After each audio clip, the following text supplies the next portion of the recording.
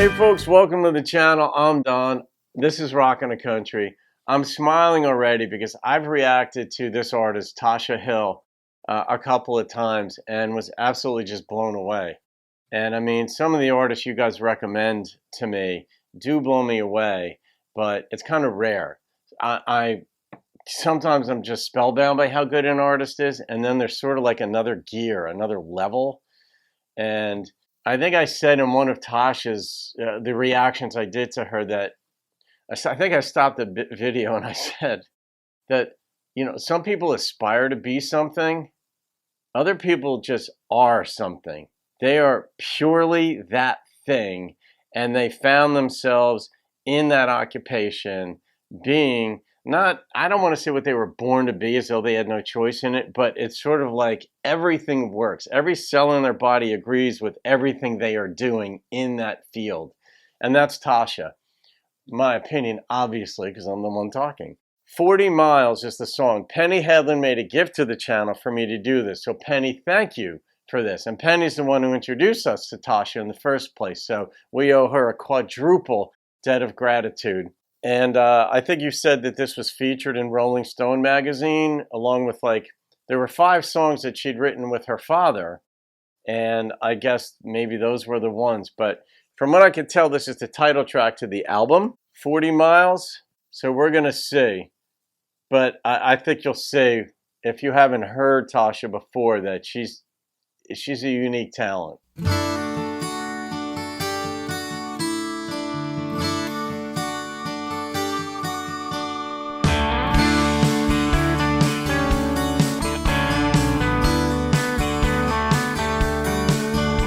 Interesting.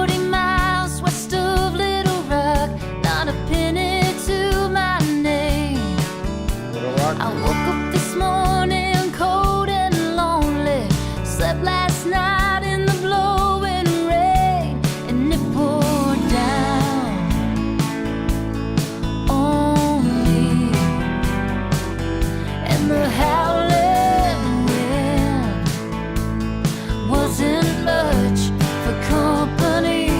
Well, they say sticks and stones may break your bones, but it ain't near as bad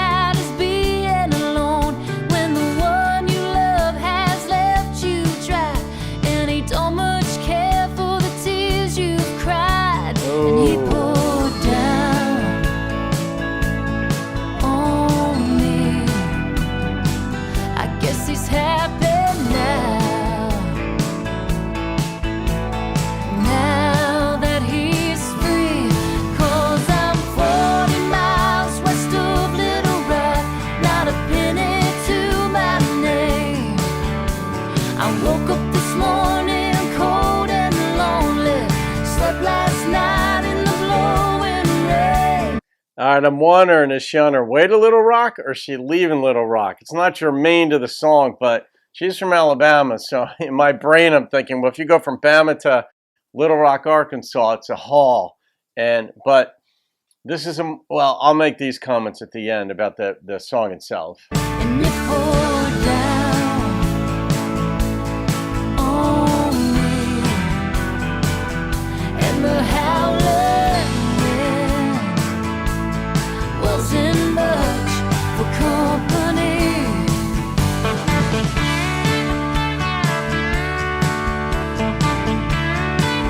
Yeah, they went more up-tempo, I think, for radio play. I'm not sure.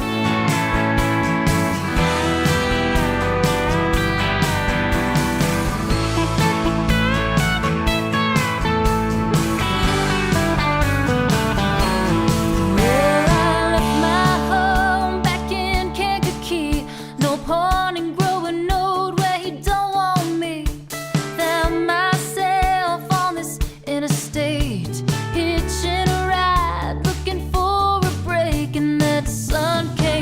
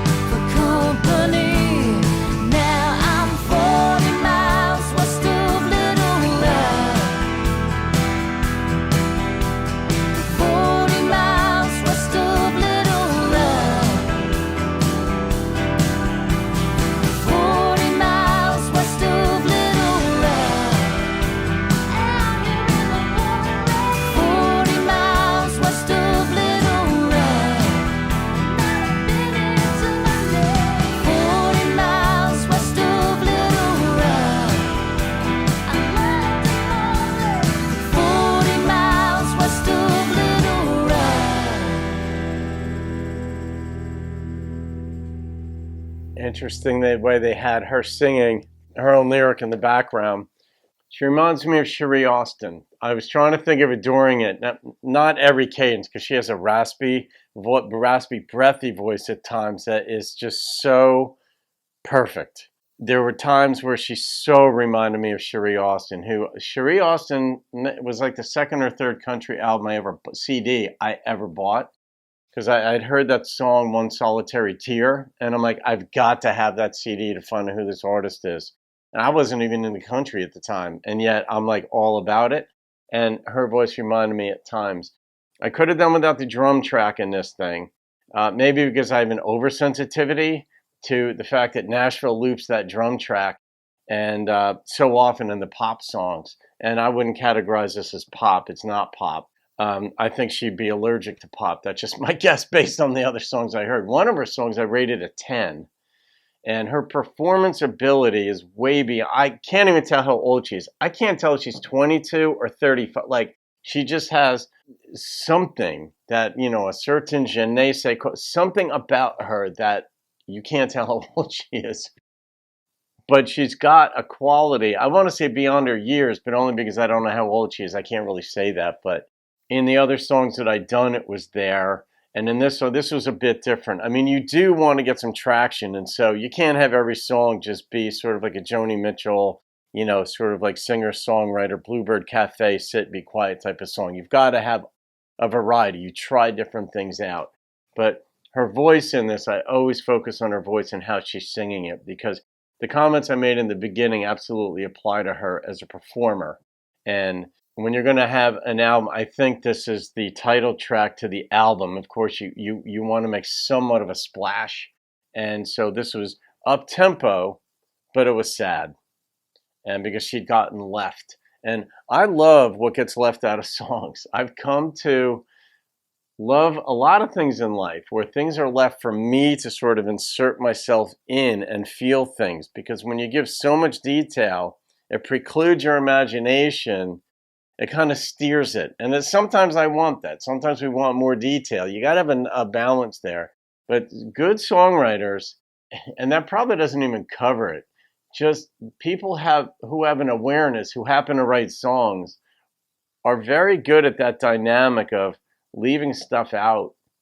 Just, they have nerve. It takes nerve and strength to leave things out of songs and leave it up to people to figure things out, because they could figure it out wrongly. They could criticize you for things you haven't even said or what have you. And as an artist, you are sensitive to that, especially early in your career. Any career, you're sensitive to how you are received by the public, especially in performing arts. The public is very important, whether you're a ballerina, an actor, actress, or a songwriter or a performer.